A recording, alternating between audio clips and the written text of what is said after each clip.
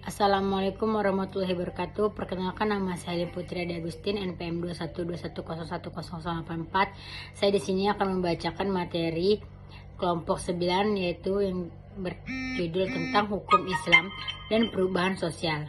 Baik, materi yang pertama, pengertian hukum Islam. Sesungguhnya hukum Islam tidaklah dijumpai dalam Al-Quran. Terminologi yang sering digunakan sebagai pandangan kata dari hukum Islam adalah al-fiqh, al-syar'i atau al-asyara, dan al-hukum.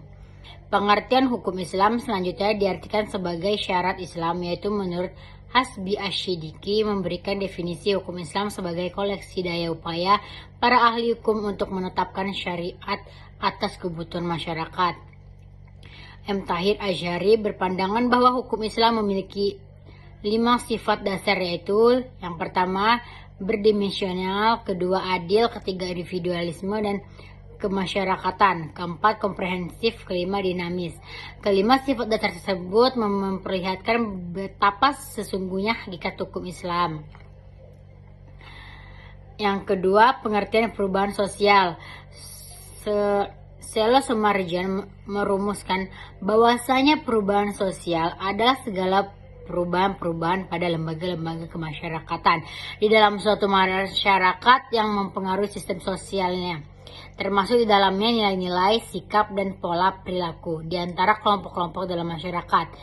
Kingsley Davis, seperti dikutip oleh Suerjono Suekanto, berpendapat bahwa perubahan sosial adalah perubahan dalam struktur masyarakat, memiliki aspek yang luas termasuk di dalamnya, yang berkaitan dengan nilai, norma, tingkah laku, organisasi sosial, lapisan sosial, kekuasaan, wewenang, dan interaksi sosial.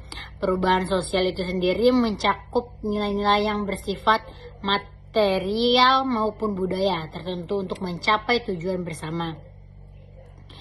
Perubahan tersebut dapat berupa perubahan yang konstruktif dan dapat pula berupa perubahan yang destruktif, seperti bangun dan tumbuhnya suatu masyarakat dan kemakmuran manusia, dan kemudian mundur dan hancurnya masyarakat dan kemakmuran tersebut. Dari definisi tersebut dapat disimpulkan bahwa perubahan sosial adalah perubahan cara hidup suatu masyarakat tentang sistem sosialnya, termasuk nilai-nilai serta sikap, yang disebabkan perubahan kondisi geografis, kebudayaan, ideologi, atau penemuan-penemuan baru dalam masyarakat. B. Pengertian perubahan sosial. Perubahan sosial masyarakat terjadi karena berbagai sebab, baik yang bersifat internal maupun eksternal. Suatu perubahan sosial lebih mudah terjadi jika suatu kelompok masyarakat sering melakukan kontak dengan kelompok masyarakat lainnya.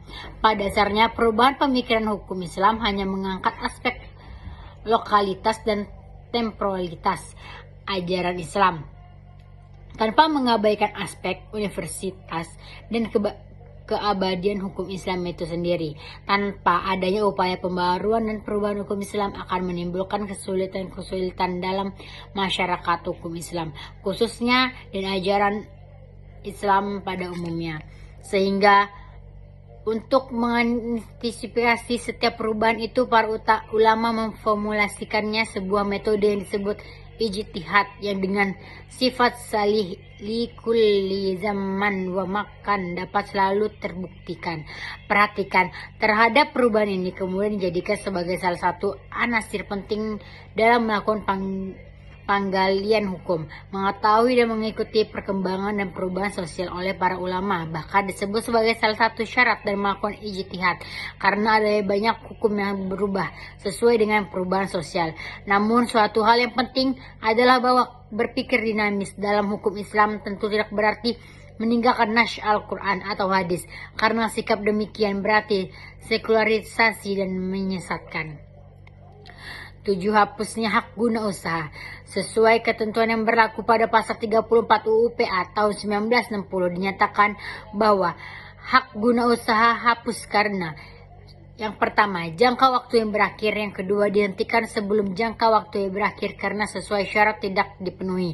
Yang ketiga, dilepaskan oleh pemegang haknya sebelum jangka waktu berakhir. Yang keempat, dicabut untuk kepentingan umum. Yang kelima, dilantarkan. Keenam, tanahnya musnah. Yang ketujuh, tentuan dalam pasal 30 ayat 2. Kesimpulannya, hak guna usaha dalam pasal 28 UPA adalah hak untuk mengusahakan tanah yang dikuasai oleh negara dan jangka waktu sebagaimana dalam pasal 29. Guna perusahaan pertanian, perikanan atau peternakan HGU terikat oleh jangka waktu tertentu. Menurut pasal 29 pada undang-undang yang sama, HGU diberikan waktu paling lama 25 tahun atau untuk perusahaan tertentu dapat diberikan HGU untuk waktu paling lama 35 tahun. Ketentuan mengenai HGU disebutkan dalam pasal 16 ayat 1 huruf B UUPA secara khusus diatur dalam pasal 28 sampai pasal 34 UUPA. Baik, terima kasih. Sekian materi yang dapat saya sampaikan. Assalamualaikum warahmatullahi wabarakatuh.